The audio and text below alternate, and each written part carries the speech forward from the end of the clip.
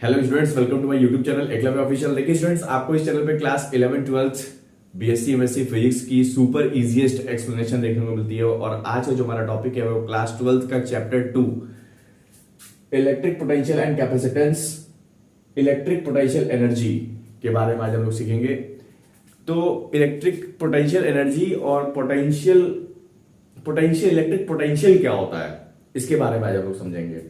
तो electric potential energy यानी potential energy के बारे में हमको समझना है कि ये क्या होती है। किसी ऑब्जेक्ट की पोटेंशियल एनर्जी के बारे में जब भी बात करते हैं तो उसको हम कैसे समझते हैं, ठीक है। तो इसके बारे में तो देखिए, जो पोटेंशियल एनर्जी होती है वो टोटली चेंज इन पोजीशन पे डिपेंड करती है।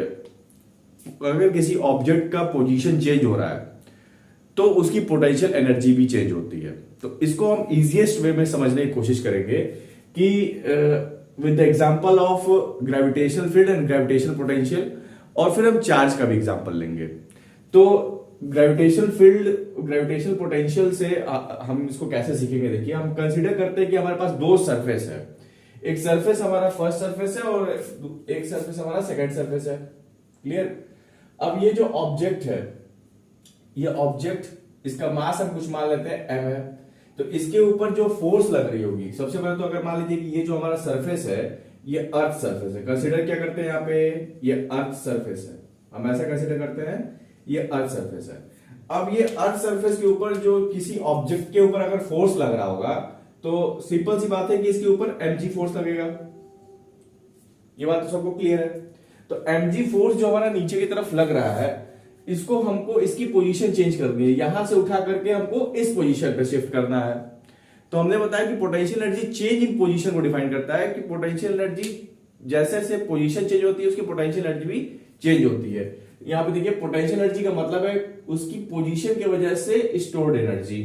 तो वो जिस भी पोजीशन पे रहती है हमारी ऑब्जेक्ट, उस पोजीशन पे होने से उसके अंदर जो स्टोर्ड एनर्जी होती है, तो जैसे पोजीशन हम बदलते हैं वैसे ही उसकी पोटेंशियल एनर्जी भी चेंज हो जाती है। यह कंसेप्ट है। तो यहां पे जो हमारी पोटेंशियल एनर्जी होगी, यहां पे या जो भी फोर्स हम यहां पे लग रहा होगा, एक तो mg फोर्स लग रहा होगा, यहां पे ऑब्जेक्ट किसी पोजीशन पे होगा। अब इसको इस पोजीशन से उठा के हमको इस पोजीशन पे करना है, यानी पोजीशन हमें चेंज करना है। तो पोजीशन जब चेंज होगी यानी पोटेंशियल एनर्जी भी चेंज होगी। तो ये जो हमारी ऑब्जेक्ट है, ये यहां पे कितना फोर्स लगाएंगे, तो एक्सटर्नल फोर्स हमको लगाना पड़ेगा। तो F एक्सटर्नल हम फोर्स यहां पे लगाते हैं। तो ये एक्सटर्नल फोर्स इस mg फोर्स से थोड़ा सा ज्यादा ही होना चाहिए, तभी तो ये यहां से उठ पाएगा। अगर ये एक्सटर्नल फोर्स mg फोर्स के अगर बराबर है तो कैसे उठेगा। तो यानी इस mg फोर्स से थोड़ा सा ज्यादा होगा तभी ये ऑब्जेक्ट यहां से उठ करके दूसरे सरफेस पर पहुंच पाएगा। मतलब यहां से हम लोग कहां इसको शिफ्ट कर देंगे, यहां इसको हम शिफ्ट कर सकते हैं। क्लियर। मतलब एक सरफेस से दूसरे सरफेस पे हम इसको शिफ्ट कर सकते हैं। तो यहां पे जो वर्क डन हो रहा है, अगर देखा जाए यहां पे, अब क्या ये कुछ हाइट, किसी हाइट पे इसको हम दे रखा है, तो इस हाइट को हम h नाम दे देते हैं। ये किसी h हाइट पे ये दूसरा सरफेस है। तो इसमें जो वर्क डन हो रहा होगा, तो वर्क डन क्या होगा, F एक्सटर्नल F इंटू जो उसकी डिस्टेंस होती है, तो डिस्टेंस कितनी है हमारी, h है, ये h हो जाएगा। ठीक है। ये वही फार्मूला है, work done is equal to W बराबर F इंटू ds वाला फार्मूला, F इंटू S वाला फार्मूला है। तो W बराबर F एक्सटर्नल इंटू जो पोजीशन हम चेंज कर रहे हैं, जितना डिस्प्लेस करा रहे हैं, वो आपकी यहां पे कंपोनेंट आ जाएगी। तो W is equal to F external की वैल्यू कितनी है, F एक्सटर्नल की वैल्यू देखिए, F एक्सटर्नल की वैल्यू किसके बराबर है, mg के बराबर है। थोड़ी सी इससे ज्यादा होगी, F एक्सटर्नल से थोड़ी सी इससे ज्यादा होगी, या लगभग उसके बराबर। तो ये mg हो जाएगा और ये हो जाएगा h। तो W बराबर क्या हो जाएगा, mgh हो जाएगा। मतलब जो वर्क डन में जो फॉर्मूला निकलेगा हमारा, वो क्या निकलेगा, वो mgh निकलेगा। तो यहां पे अगर ऐसा हम कंसीडर करते हैं तो ये फॉर्मूला हो गया, इसको हम ऐसे घेर देते हैं। अगर हम ये कंसीडर करते हैं कि पोटेंशियल एनर्जी इस पोजीशन पे कुछ थी, तो हमने कहा कि जैसे पोजीशन चेंज होगा वैसे उसकी पोटेंशियल एनर्जी भी चेंज हो जाएगी। तो यहां पे अगर इस ऑब्जेक्ट की पोटेंशियल एनर्जी अगर हम u1 कह रहा है, तो यहां पे पोजीशन चेंज हो गया सेकंड सरफेस पे, तो यहां पे पोटेंशियल एनर्जी चेंज हो जाएगी, तो क्या हो जाएगी, u2 हो जाएगी। तो अगर देखा जाए चेंज इन पोजीशन को ही हम जो है वर्क डन कर रहा है, चेंजिंग पोटेंशियल, पोजीशन चेंज हो रहा है तो पोटेंशियल एनर्जी चेंज हो रही है। तो जो वर्क डन होता है वही पोटेंशियल एनर्जी के फॉर्म में स्टोर हो जाता है। जो वर्क डन होता है वही पोटेंशियल एनर्जी के फॉर्म में स्टोर हो जाता है। तो W बराबर हो जाएगा U2 minus U1, means change in potential energy, मतलब दोनों पोजीशन में, दोनों की पोटेंशियल, दोनों पोजीशन में जो चेंज हो रहा है, दोनों पोटेंशियल एनर्जी में जो चेंज हो रहा है, जो उसका डिफरेंस होगा वो वर्क डन को करस्पॉन्ड करेगा, वो वर्क डन के बराबर होगा। क्लियर? तो ये हो गया W बराबर U2 माइनस U1, यानी चेंज इन पोटेंशियल एनर्जी हमेशा किसको बताएगा? वो वर्क डन को बताएगा जो उस ऑब्जेक्ट में हो रहा होगा। क्लियर? तो यहां बात समझ में आई? ठीक है। अब यहां पे देखिए, अगर ये कंसीडर करना हो कि इसको रेफरेंस पॉइंट मान करके, मतलब ग्रेविटेशनल पोटेंशियल एनर्जी यहां पे कंसीडर अगर हम करें, यहां पे हम ये कंसीडर कर लेते हैं ग्रेविटेशनल पोटेंशियल एनर्जी, यहां पे जो पोटेंशियल एनर्जी है वो 0 है, या फिर ये 0 बाद में आप कंसीडर कीजिएगा। पहले आप ये कंसीडर कीजिए कि ये इस दूसरे सरफेस पे कितनी पोटेंशियल एनर्जी होगी। तो अगर ये पूछ दे कि दूसरे सरफेस पे कितनी पोटेंशियल एनर्जी होगी, U2 कितनी, यहाँ पे U2 जो पोटेंशियल एनर्जी है इसकी वैल्यू कितनी होगी, तो हम पहले वाले सरफेस को रिफरेंस पॉइंट कंसीडर करते हैं। और रिफरेंस पॉइंट कंसीडर करते हैं, मतलब जो ग्रेविटेशनल पोटेंशियल होती है अर्थ सरफेस में, जो ग्रेविटेशनल पोटेंशियल एनर्जी होती है वो क्या होती है? 0 होती है। तो अगर हमको सेकंड सरफेस पे पोटेंशियल एनर्जी पूछता है तो फर्स्ट सरफेस पे जो ग्रेविटेशनल पोटेंशियल एनर्जी होगी उस as a reference point consider करके ये 0 के बराबर हो जाएगी। तो ये क्या हो जाएगी? 0 के बराबर हो जाएगी। ठीक है। तो अगर सेकंड सरफेस पे पूछ रहा है पोटेंशियल एनर्जी हमारी, सेकंड सरफेस पे टोटल पोटेंशियल एनर्जी कितनी है, तो फर्स्ट सरफेस को हमको रेफरेंस पॉइंट कंसीडर करना पड़ेगा, और जो ग्रेविटेशनल पोटेंशियल एनर्जी होगी उस कंडीशन पे अर्थ सरफेस पे 0 होती है। ठीक है। तो यहां पर जो हमारा वर्क डन हो जाएगा वो U1 की वैल्यू आपकी 0 हो जाएगी, तो work done, total work done किसके बराबर हो जाएगा? आपका U2 के बराबर हो जाएगा। मींस जो सेकंड सरफेस पे पोटेंशियल एनर्जी हो जाएगी वही वर्क डन के बराबर आती है। क्लियर? तो ये तीनों आपको फॉर्मूला क्लियर हो गया कि किस कंडीशन में हमको ये कब इस्तेमाल करना है। तो पोटेंशियल यहां से आपको ये भी क्लियर हो रहा होगा कि जो हमारी पोटेंशियल एनर्जी होती है, पोटेंशियल एनर्जी का मतलब है कि उसकी पोजीशन की वजह से स्टोर्ड एनर्जी, उसकी पोजीशन की वजह से जो स्टोर्ड एनर्जी होती है। अब जैसे कोई ऑब्जेक्ट मूव कर रहा है, सपोज दैट कोई ऑब्जेक्ट अगर मूव कर रहा है तो उस मोशन की वजह से भी कुछ एनर्जी उसमें स्टोर हो रही होगी, तो उस समय उस मोशन की वजह से जो एनर्जी उसमें स्टोर होती है उसको हम काइनेटिक एनर्जी बोलते हैं, है ना। अगर कोई हमारा ऑब्जेक्ट कोई अगर हमारा है तो वो किसी एक निश्चित एक पर्टिकुलर पोजीशन पे वो रखा होगा, तो उसमें भी पोटेंशियल एनर्जी होगी, तो जो उसमें उसके अंदर जो एनर्जी होगी उसको हम पोटेंशियल एनर्जी बोलेंगे। क्लियर? तो ये होता है पोटेंशियल एनर्जी। सबसे पहले तो पोटेंशियल एनर्जी क्या है ये समझिए। तो ये होता है आपका क्या? Potential energy. तो जितना वर्क डन किया जाता है उस ऑब्जेक्ट के द्वारा वही पोटेंशियल एनर्जी के फॉर्म में स्टोर हो जाता है। क्लियर? तो अब यहां पे हम एक एग्जांपल लेकर के चलते हैं। एक एग्जांपल तो हमने इसका ले लिया ग्रेविटेशनल, फिर ग्रेविटेशनल पोटेंशियल का। दूसरा, आप ये जो हमने अभी जस्ट समझाया आपको पोटेंशियल एनर्जी, ये आप एज ए फॉर एग्जांपल आप स्प्रिंग का ले सकते हैं। जैसे स्प्रिंग है हमारी, नॉर्मल आपकी स्प्रिंग है, वो स्प्रिंग नॉर्मल आपकी रखी हुई है तो उसमें कोई पोटेंशियल एनर्जी नहीं है, लेकिन जैसे ही उस स्प्रिंग को हम प्रेस करते हैं, जैसे ही इसको हम कंप्रेस करते हैं स्प्रिंग को, उसमें पोटेंशियल एनर्जी आ जाती है ना। तो कहने का मतलब ये कि जितना आप एक्सटर्नल फोर्स लगाएंगे, जितना आप वर्क डन करेंगे, वही पोटेंशियल एनर्जी के फॉर्म में स्टोर हो जाता है। अगेन जैसे जितना आप एक्सटर्नल फोर्स लगाते हैं स्प्रिंग के ऊपर, वही जितना आप वर्क डन करते हैं वही जो होता है क्या? पोटेंशियल एनर्जी के फॉर्म में स्टोर हो जाता है। क्लियर हो गई बात इतनी? अब देखिए, ये तो आपका एग्जांपल हो गया पोटेंशियल एनर्जी को सीखने का ग्रेविटेशनल पोटेंशियल से। हम एक और एग्जांपल लेते हैं। यहाँ पे हम चार्ज का एग्जांपल लेते हैं। इलेक्ट्रोस्टैटिक पोटेंशियल एनर्जी समझने के लिए चार्ज का एग्जांपल ले लेते हैं। अगर मान लीजिए कोई हमारा आपके पास चार्ज है, हम मान लेते हैं कोई चार्ज आपके पास Q है, कोई Q चार्ज है आपके पास, सपोज दैट यहाँ पे हमने एक चार्ज कंसीडर कर लिया है। अब ये चार्ज जो होता है, चार्ज हमारा पॉजिटिव चार्ज, Q चार्ज को हमने कंसीडर कर लिया, पॉजिटिव चार्ज है। अब पॉजिटिव चार्ज का जो डायरेक्शन होता है वो आउटवर्ड डायरेक्शन में होता है, सभी को पता है, फर्स्ट चैप्टर में सब लोग पढ़े हैं। और जो इसका इलेक्ट्रिक फील्ड होगा आउटवर्ड्स होगा, पॉजिटिव चार्ज है, पॉजिटिव Q चार्ज है। और एक यहाँ पे टेस्ट चार्ज हम कंसीडर कर लेते हैं। Test charge unit test charge होता है, इमेजिनरी चार्ज होता है, पॉजिटिव चार्ज होता है ये जब भी हम टेस्ट चार्ज कंसिडर करते हैं। तो अगर ये टेस्ट चार्ज है, ये अब ये टेस्ट चार्ज, अब देखिए टेस्ट चार्ज ये भी पॉजिटिव है और ये हम जो हमारा चार्ज है ये भी पॉजिटिव है, तो दोनों के बीच में क्या होगा, दोनों के बीच में रिपल्शन होगा, है ना। दोनों के बीच में रिपल्शन होगा, ये भी पॉजिटिव है और ये भी पॉजिटिव है, दोनों के बीच में रिपल्शन होगा। अब दोनों के बीच में जब रिपल्शन होगा तो यहां पे हम क्या करते हैं, वर्क डन कराते हैं। हम क्या करते हैं कि अगर मान लीजिए कि ये किसी पॉइंट पे ये फिक्स्ड है, किसी पॉइंट पे हम कंसीडर कर लेते हैं, मान लेते हैं कि ये ए पॉइंट पे रखा गया है, तो ए पॉइंट से हम बी पॉइंट पे ले आना चाहते हैं।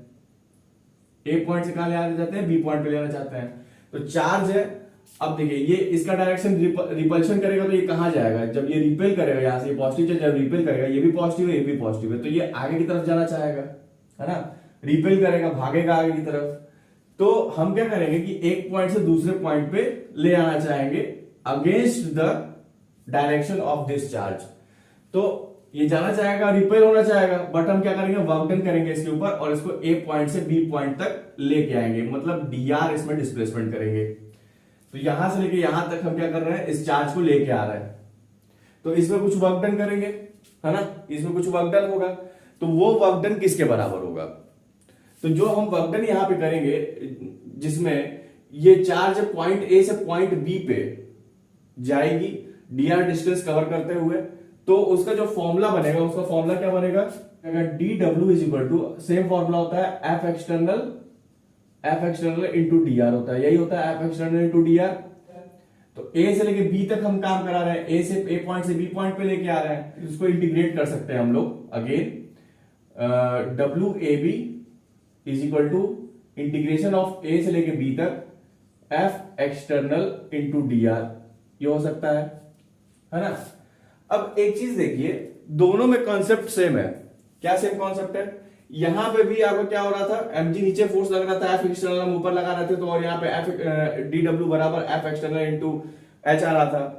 सेम यहां पे भी वही काम है, dw बराबर एफ एक्सटर्नल इंटू dr है, बस यहाँ का क्या कर रहे हैं, ए से लेके बी तक लेके आ रहे हैं। तो कहने का मतलब है कि छोटा छोटा डिस्टेंस कवर करेंगे ना, यहां से यहां ले आएंगे, यहां से यहां ले आएंगे, यहां से यहां ले आएंगे, छोटा छोटा जो है डिस्टेंस कवर करेंगे और बी पॉइंट तक पहुंचेंगे हम लोग। तो हमने क्या किया, डायरेक्टली इंटीग्रेट ही कर दिया, ठीक है। तो यहां पे भी वही काम कर रहा है, यहां पे भी आप डायरेक्टली यहां से लिख सकते हैं कि डब्ल्यू ए बी जो है वो आपका किसके बराबर है, यूबी माइनस यूए के बराबर हो जाएगा, यूबी माइनस यूए के बराबर हो जाएगा, है ना। मतलब जितनी चेंज इन पोटेंशियल एनर्जी के बराबर हो जाएगा, जैसे यहां पे हमने बताया कि U2 माइनस U1 है, तो ये भी आपका क्या हो जाएगा, चेंज इन पोटेंशियल एनर्जी के बराबर हो जाएगा। तो जैसे यहां पे लिखा हुआ U2 माइनस U1, मतलब W equal to U2 minus U1 हम कर रहे हैं, सेम कॉन्सेप्ट है, उसी तरीके से यहाँ पे WAB बराबर UB माइनस UA हो जाएगा। यहाँ पे भी पोजीशन आपकी चेंज हो रही है, ए से लेकर बी तक लेके आ रहा है। इसको एक और तरीके से लिखा जा सकता है, कैसे लिखा जा सकता है, देखिए यहाँ पे हम क्या कर रहे हैं कि ये चार्ज का डायरेक्शन ऊपर की तरफ है और ये चार्ज का यहाँ पे हम पोटेंशियल एनर्जी क्या कर रहे हैं, इस तरफ लेके आ रहे हैं, दोनों का डायरेक्शन आपका अपोजिट है। ये इससे ये रिपेल कर रहा है आगे की तरफ और इसको हम पीछे खींच के लेके आ रहे हैं, तो दोनों का जब डायरेक्शन आपका अपोजिट है तो इसको एक और तरीके से लिखा जा सकता है। यहाँ क्या लिखा जाता है, इसको बराबर करके हम लिख सकते हैं माइनस, मीन्स इसको हम ऐसे W A B is equal to minus A से लेके बी तक F external into D R. तो माइनस क्यों लगाया, क्योंकि दोनों में अपोजिट फोर्सेस लग रहे हैं, माइनस इसलिए लगाया गया है कि दोनों अपोजिट फोर्सेस आपके जो है यहाँ पे काम कर रहे हैं। ये तो बात आपकी ये हो गई, ये भी आपकी बात हो गई, ये भी आपकी बात हो गई। तो अगर यहाँ पे हम सपोज करें, यहाँ पे देखिए क्या हम यहाँ पे ये सपोज करें कि अगर ये ए पॉइंट है, ए पॉइंट अगर इनफाइनाइट पे, सपोज दैट ए पॉइंट आपका कहां है, इनफाइनाइट पे। ए पॉइंट कहां पे है, इनफाइनाइट पे। तो ए पॉइंट इनफाइनाइट पे है, तो जब तक इस फील्ड के अंतर्गत, इस फील्ड के अंदर रहेगा जब तक ये, तब तक तो ये रिपल्शन करेगा और इसके ऊपर हम काम कर सकते हैं। लेकिन अगर ये इनफाइनाइट पे चला गया तो ये इसके इलेक्ट्रिक फील्ड में, मतलब इसके जगह से काफी दूर चला गया, इसके फील्ड से काफी दूर चला गया, ये इनफाइनाइट पे चला गया, तो इस पे जो पोटेंशियल होगा वो क्या होगा, जीरो होगा। इस पे जो रिपल्शन होगा वो क्या होगा, जीरो होगा। ठीक है, तो अगर यहां पे लिखा जाए, अगर ए पॉइंट आपका इनफाइनाइट पे चला गया तो यहां पे क्या हो सकता है, यहां पे क्या हम लिख सकते हैं, यहां पे अगर हम ये लिख रहे हैं कि डब्ल्यू ए बी जो है यूबी माइनस यूए के बराबर है, तो अगर ए इनफाइनाइट पे चला गया, इनफाइनाइट बी बराबर यूबी माइनस इनफाइनाइट, ये जीरो हो जाएगा। मींस जो वर्क डन होगा वो बी पॉइंट पे जो पोटेंशियल एनर्जी होगी उसके बराबर होगा। कब? जब उस केस में जब ए कहां रहेगा, इनफाइनाइट पे, जब ये पॉइंट जब Q plus Q charge infinite पे रहेगा, तो इनफाइनाइट पे रहेगा तो इस फील्ड का कुछ रिपल्शन वहां पे होगा ही नहीं, कोई असर उस पर पड़ेगा ही नहीं, पोटेंशियल भी आपका क्या हो जाएगा, जीरो हो जाएगा इनफाइनाइट पे। इसलिए यूए की वैल्यू जीरो हो जाएगी, सॉरी ए हमारा इनफाइनाइट पे, हाँ, तो यूए उसमें कोई फर्क नहीं पड़ेगा, जीरो हो जाएगा। तो डब्ल्यू इनफाइनाइट बी जो होगा मींस जो वर्क डन होगा एट इनफाइनाइट पॉइंट पे वो हमेशा बी पॉइंट पे उस पोटेंशियल एनर्जी के बराबर होगा। ठीक है, तो W infinite B is equal to UB के बराबर हो जाएगा। इतनी बात क्लियर हुई? तो अब हम चलते हैं, ये तो आप समझ गए इलेक्ट्रिक पोटेंशियल एनर्जी क्या होता है, इलेक्ट्रिक पोटेंशियल एनर्जी से हम क्या समझते हैं, पोटेंशियल एनर्जी बेसिकली क्या होती है। अब हम चलते हैं इलेक्ट्रिक पोटेंशियल के ऊपर, वो क्या होती है वो समझते हैं। तो देखिए स्टूडेंट्स, इलेक्ट्रिक पोटेंशियल क्या है हमारा। देखिए इलेक्ट्रिक पोटेंशियल को समझने से पहले जो मैंने अभी जस्ट पीछे पढ़ाया है उसको एक बार रिवीजन करते हैं। देखिए हमने बताया था कि जब भी इलेक्ट्रिक फील्ड के अंदर किसी चार्ज को एक पॉइंट से दूसरे पॉइंट पे मूव करते हैं, इलेक्ट्रिक फील्ड के अंदर जब भी किसी चार्ज को एक पॉइंट से दूसरे पॉइंट पे मूव करते हैं, मान लीजिए ए से बी पे मूव कर रहा है, उस चार्ज को इलेक्ट्रिक फील्ड के अंदर है, एक पॉइंट पे उसका पोटेंशियल यूए है और दूसरे पॉइंट पे उसका पोटेंशियल यूबी है, तो जो वर्क डन यहां पे होगा वो यूबी माइनस यूए के बराबर होगा।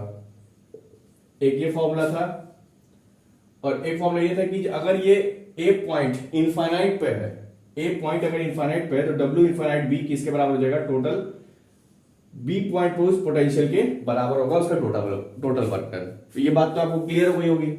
अब जो हमारी इलेक्ट्रिक पोटेंशियल है वो क्या होती है। देखिए जब भी एक मतलब 1 कूलम्ब चार्ज को एक पॉइंट से दूसरे पॉइंट पे मूव कराते हैं तो उसमें जो लगने वाला उसके ऊपर जो वर्क डन होता है वो दोनों पोटेंशियल के डिफरेंस के बराबर होता है। ये इंग्लिश में उसी चीज को मैंने यहां पे हिंदी में लिखा हुआ है ताकि आपको ज्यादा अंडरस्टैंड हो कि एक कूलम्ब चार्ज को जब हम इलेक्ट्रिक फील्ड के अंदर एक पॉइंट से दूसरे पॉइंट पर मूव करते हैं तो हमें जितना भी वर्क करना पड़ता है वो उन दोनों पॉइंट पर इलेक्ट्रोस्टैटिक पोटेंशियल डिफरेंस के बराबर होता है। तो अगेन वही चीज इंग्लिश में है, electric potential difference between 2 points is the work done to move a unit positive charge on one point to another point against an electric field. तो उस इलेक्ट्रिक फील्ड के अंदर जो हमारा यूनिट पॉजिटिव चार्ज यानी 1 coulomb charge जो होता है वो एक पॉइंट से दूसरे पॉइंट पे मूव कराने में जितना वर्क डन लगता है वो इलेक्ट्रोस्टैटिक पोटेंशियल डिफरेंस के बराबर होता है। यही होती है हमारी इलेक्ट्रिक पोटेंशियल। क्लियर? तो यहां पे सेम वही चीज आपको दर्शाया गया कि जितना वर्क डन हो रहा है वो दोनों पॉइंट के पोटेंशियल डिफरेंस के बराबर है। तो यहां पर अगर देखा जाए, अगर ये देखा जाए कि work done per unit charge के बारे में अगर बात किया जाए तो यहां पे ये जो भी ये बात कह रहा है वो कह रहा है कि work done per unit charge मतलब जो WAB है, यूनिट चार्ज के बारे में बात कर रहा है, WAB पर यूनिट चार्ज। तो WAB पर यूनिट चार्ज एक कूलम्ब चार्ज के बारे में बात कर रहा है जो कि उसके इलेक्ट्रोस्टैटिक पोटेंशियल डिफरेंस के बराबर है VB माइनस VA। तो ये एक फॉर्मूला आपका तैयार हो गया। अब ये फॉर्मूला हमने कैसे लिखा, तो देखिए इसको समझने के लिए आप ऐसा एज्यूम कीजिए कि अगर हमारे पास 5, आप मान लीजिए आपके पास 10 कूलम्ब चार्ज है, सपोज दैट आपके पास 10 कूलम्ब चार्ज है, 10 कूलम्ब चार्ज है, तो उस 10 कूलम्ब चार्ज को मूव करने के लिए जो वर्क डन हो रहा है, जब मूव करेंगे तो वर्क डन होगा, तो 10 कूलम्ब चार्ज को मूव कर रहा है तो जो वर्क डन हो रहा है वो 20 जूल आपका वर्क किया जा रहा है, 20 जूल के लगभग वर्क किया जा रहा है। तो एक कूलम्ब को मूव करने में कितना वर्क किया जाएगा, तो 20/10 हो जाएगा, मतलब 2 जूल वर्क किया जाएगा। मतलब एक कूलम्ब को मूव कराने में एक पॉइंट से दूसरे पॉइंट जितना वर्क होगा वो 2 जूल के बराबर होगा। तो सेम वही चीज इसी कॉन्सेप्ट को यहाँ पे समझाया गया है कि जो WAB/Q है तो वर्क डन पर यूनिट जो चार्ज हो जाएगा वो पोटेंशियल डिफरेंस के बराबर होगा। आप इस तरीके से इलेक्ट्रिक पोटेंशियल को डिफाइन कर सकते हैं। अगेन अगर हम यहां पे देखें कि अगर ए इनफाइनाइट पे चला जाए, अगर ए पॉइंट जो अगर इनफाइनाइट पे अगर कंसीडर किया जाए, अगेन वही वाला केस, तो W इनफाइनाइट B क्या हो जाएगा यहाँ पे W इनफाइनाइट V अपॉन में Q, ये VB के बराबर हो जाएगा। क्लियर? तो ये दोनों जो आपका फॉर्मूला है, ये बहुत ज्यादा इंपॉर्टेंट फॉर्मूला है, ये आपका बहुत इंपॉर्टेंट फॉर्मूला है, इसको आप याद रखिएगा। ऐसे याद रखिएगा कि आपसे कभी भी पूछ दिया जाए, आप खाना खा रहे हो उस समय भी पूछ दिया जाए, तो आप खाते खाते ही बता दें कि हाँ ये फॉर्मूला है सर। क्लियर? इस तरीके से आप इसको याद रखिएगा। देखिए, जो आगे याद रखना है वो ये याद रखना है कि जो इलेक्ट्रोस्टैटिक फोर्स होती है वो कंजर्वेटिव फोर्स होती है, वो पाथ पे डिपेंड नहीं करती है। तो जो इलेक्ट्रोस्टैटिक फोर्स होती है, आप ऐसे जाइए, आप इस तरीके से आगे बढ़िए, आप इस तरीके से आगे बढ़िए, वो पाथ पे डिपेंड नहीं करेगी। अगर इलेक्ट्रोस्टैटिक फोर्स कंजर्वेटिव फोर्स है, अगर वो पाथ पे डिपेंड नहीं करती है, इसका मतलब ये हुआ कि उसका वर्क डन भी पाथ पे डिपेंड नहीं करेगा। उसका अगर इलेक्ट्रोस्टैटिक फोर्स पाथ पे डिपेंड नहीं करती है, तो उसका वर्क डन भी पाथ पे डिपेंड नहीं करेगा। तो यहां पे आप लिख सकते हैं electrostatic force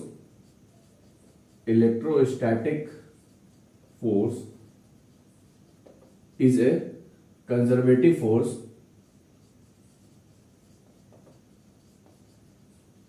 so that work done does not depends upon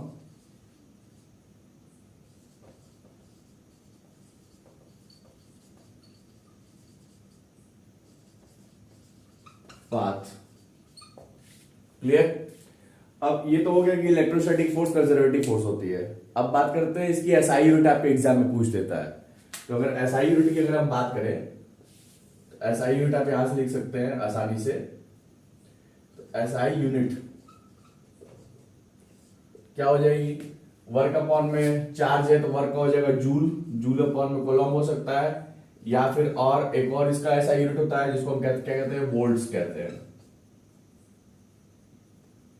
क्या कहते हैं? वोल्ट्स। क्लियर? तो उम्मीद करूंगा आप सभी बच्चों को आज की क्लास समझ में आई होगी। स्टूडेंट्स, अगर आज का लेक्चर आपको क्लियर हुआ हो, अंडरस्टैंड किए हो, तो इस वीडियो को लाइक और चैनल को सब्सक्राइब जरूर कीजिएगा। Students, thank you so much.